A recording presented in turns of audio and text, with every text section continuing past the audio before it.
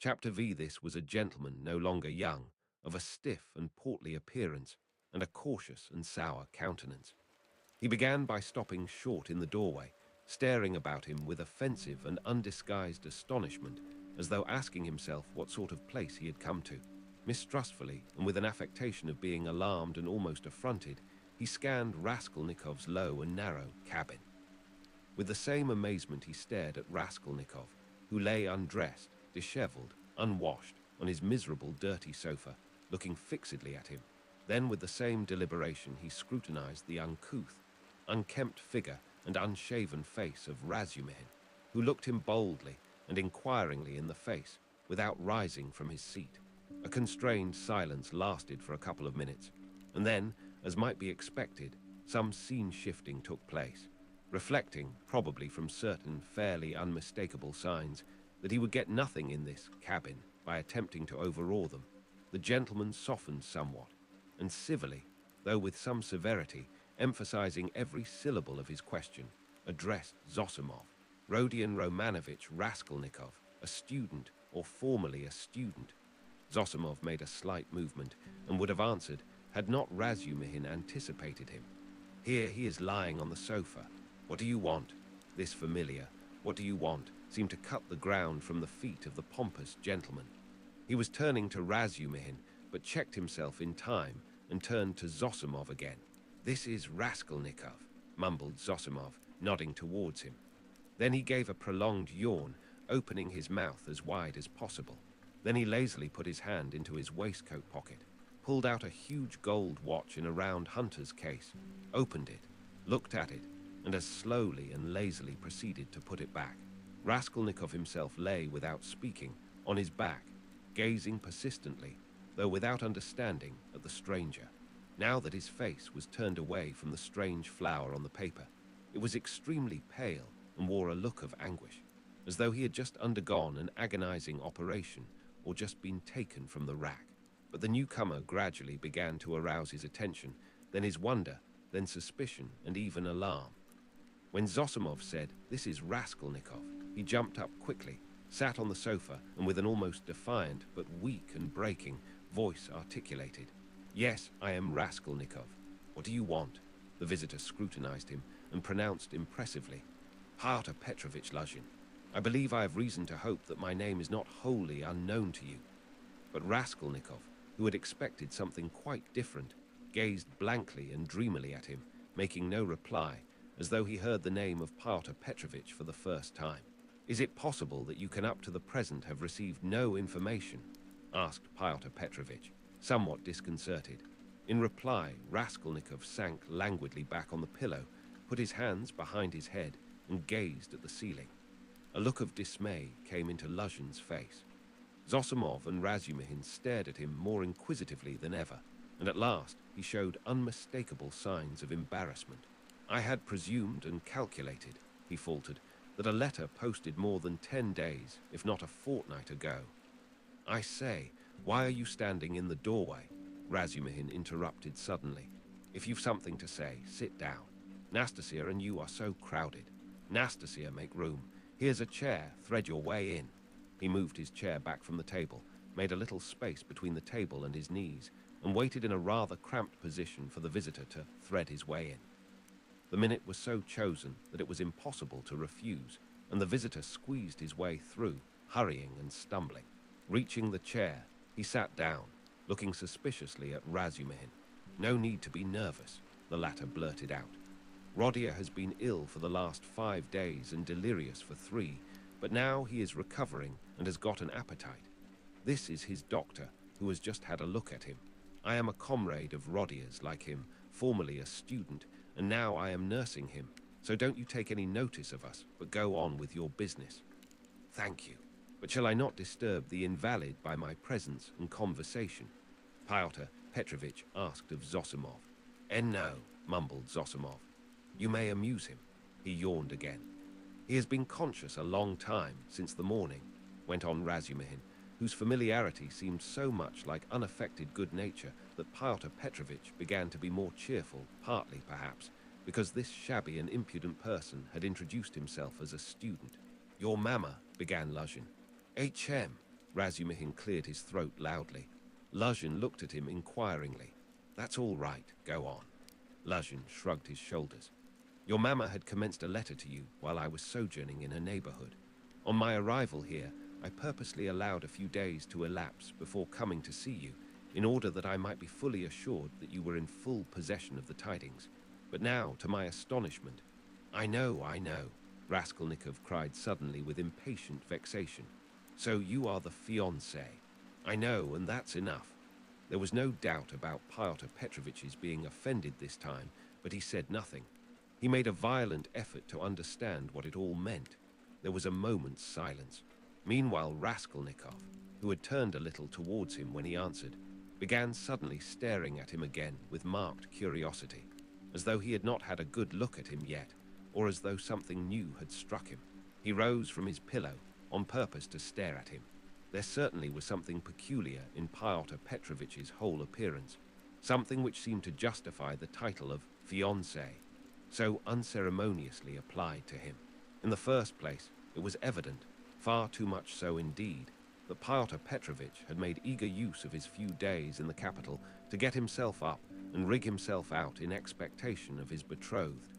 A perfectly innocent and permissible proceeding, indeed. Even his own, perhaps too complacent, consciousness of the agreeable improvement in his appearance might have been forgiven in such circumstances. Seeing that Pyotr Petrovitch had taken up the role of fiancé, all his clothes were fresh from the tailor's and were all right, except for being too new and too distinctly appropriate. Even the stylish new round hat had the same significance.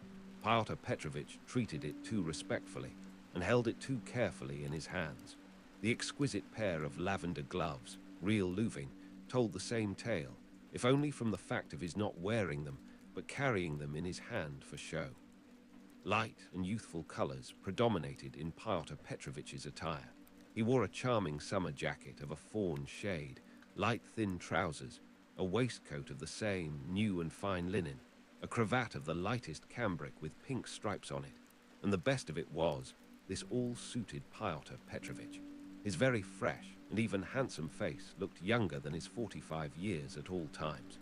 His dark mutton-chop whiskers made an agreeable setting on both sides, growing thickly upon his shining, clean-shaven chin. Even his hair, touched here and there with grey, though it had been combed and curled at a hairdresser's, did not give him a stupid appearance, as curled hair usually does, by inevitably suggesting a German on his wedding day. If there really was something unpleasing and repulsive in his rather good-looking and imposing countenance, it was due to quite other causes. After scanning Mr. Luzhin unceremoniously, Raskolnikov smiled malignantly, sank back on the pillow and stared at the ceiling as before. But Mr. Luzhin hardened his heart and seemed to determine to take no notice of their oddities. "I feel the greatest regret at finding you in this situation," he began, again breaking the silence with an effort. "If I had been aware of your illness, I should have come earlier. But you know what business is. I have, too, a very important legal affair in the Senate, not to mention other preoccupations which you may well conjecture. I am expecting your mamma and sister any minute." Raskolnikov made a movement and seemed about to speak. His face showed some excitement. Pyotr Petrovitch paused, waited, but as nothing followed, he went on. "Any minute. I have found a lodging for them on their arrival." "Where?" asked Raskolnikov weakly. "Very near here, in Bakilyev's house." "That's in Voskresensky," put in Razumihin. "There are 2 stories of rooms let by a merchant called Yushin. I've been there." "Yes, rooms. A disgusting place, filthy, stinking, and what's more, of doubtful character. Things have happened there, and there are all sorts of queer people living there. And I went there about a scandalous business. It's cheap, though. I could not, of course, find out so much about it, for I am a stranger in Petersburg myself," Pyotr Petrovitch replied huffily. "However, the 2 rooms are exceedingly clean, and as it is for so short a time, I have already taken a permanent, that is, our future flat," he said, addressing Raskolnikov, "and I am having it done up. And meanwhile I am myself cramped for room in a lodging with my friend Andrei Semyonovitch Lebeziatnikov in the flat of Madame Lipovetsel. It was he who told me of Bakilyev's house, too." "Lebeziatnikov," said Raskolnikov slowly, as if recalling something. Yes, Andrei Semyonovich Lebeziatnikov, a clerk in the ministry. Do you know him? Yes. No, Raskolnikov answered. Excuse me, I fancied so from your inquiry. I was once his guardian. A very nice young man and advanced. I like to meet young people. One learns new things from them. Luzhin looked round hopefully at them all. How do you mean? Asked Razumihin. In the most serious and essential matters, Pyotr Petrovitch replied, as though delighted at the question. You see, it's 10 years since I visited Petersburg. All the novelties, reforms, ideas have reached us in the provinces, but to see it all more clearly one must be in Petersburg. And it's my notion that you observe and learn most by watching the younger generation, and I confess I am delighted. At what? Your question is a wide one. I may be mistaken, but I fancy I find clearer views more, so to say, criticism, more practicality. That's true, Zosimov let drop. Nonsense, there's no practicality. Razumihin flew at him. Practicality is a difficult thing to find. It does not drop down from heaven. And for the last 200 years, we have been divorced from all practical life. Ideas, if you like, are fermenting, he said to Pyotr Petrovitch. And desire for good exists, though it's in a childish form, and honesty you may find, although there are crowds of brigands. Anyway, there's no practicality. Practicality goes well shod. I don't agree with you, Pyotr Petrovitch replied, with evident enjoyment.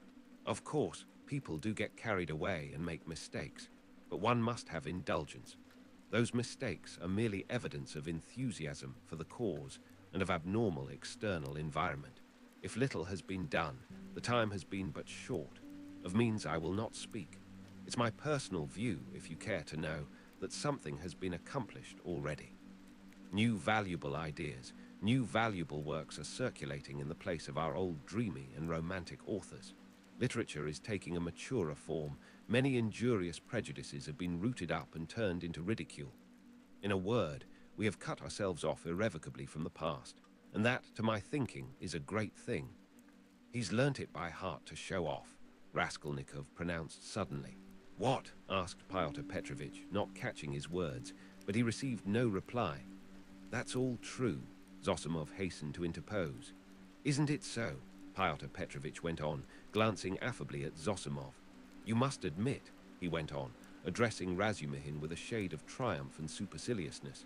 He almost added, young man, that there is an advance, or, as they say now, progress in the name of science and economic truth.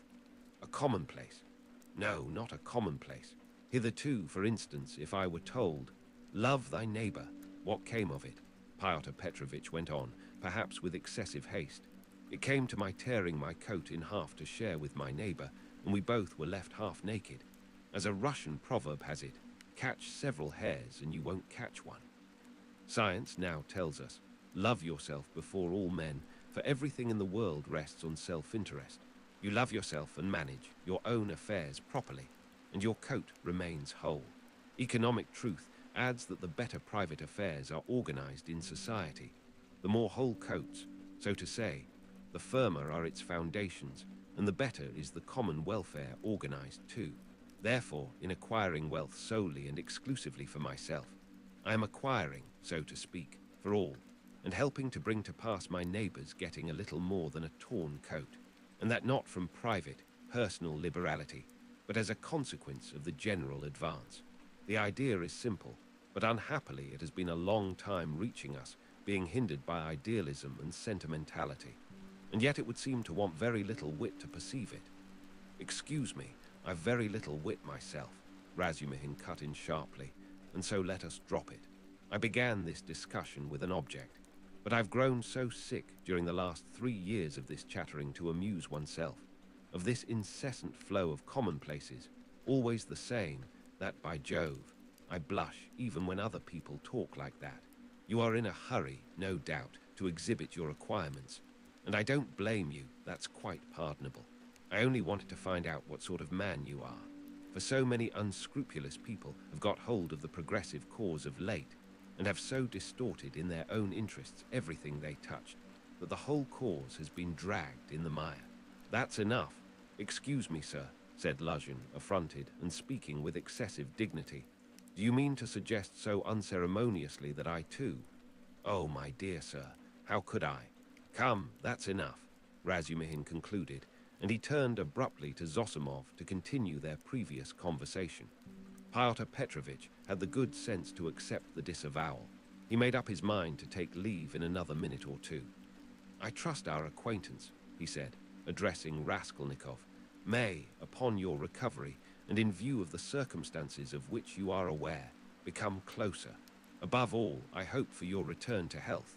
Raskolnikov did not even turn his head. Pyotr Petrovitch began getting up from his chair. One of her customers must have killed her, Zosimov declared positively. Not a doubt of it, replied Razumihin. Porfiry doesn't give his opinion, but is examining all who have left pledges with her there. Examining them? Raskolnikov asked aloud. Yes, what then? Nothing. How does he get hold of them? Asked Zosimov. Koch has given the names of some of them. Other names are on the wrappers of the pledges, and some have come forward of themselves. It must have been a cunning and practiced ruffian. The boldness of it, the coolness. That's just what it wasn't, interposed Razumihin. That's what throws you all off the scent. But I maintain that he is not cunning, not practiced, and probably this was his first crime.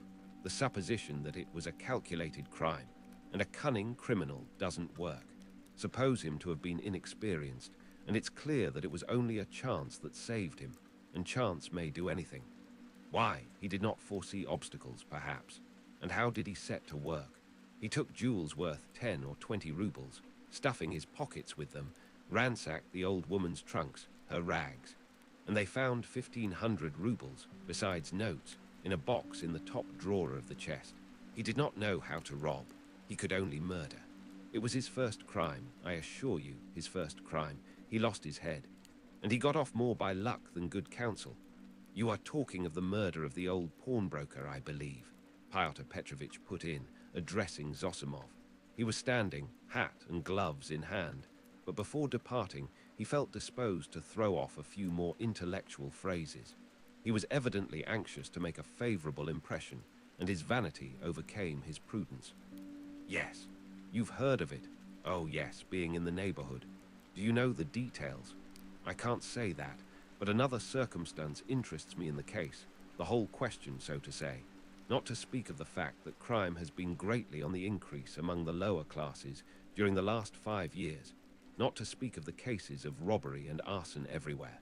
What strikes me as the strangest thing is that in the higher classes, too, crime is increasing proportionately. In one place, one hears of a student's robbing the mail on the high road. In another place, people of good social position forge false banknotes. In Moscow of late, a whole gang has been captured who used to forge lottery tickets, and one of the ringleaders was a lecturer in universal history. Then our secretary abroad was murdered from some obscure motive of gain. And if this old woman, the pawnbroker, has been murdered by someone of a higher class in society, for peasants don't pawn gold trinkets, how are we to explain this demoralization of the civilized part of our society? There are many economic changes, put in Zosimov. How are we to explain it? Razumihin caught him up.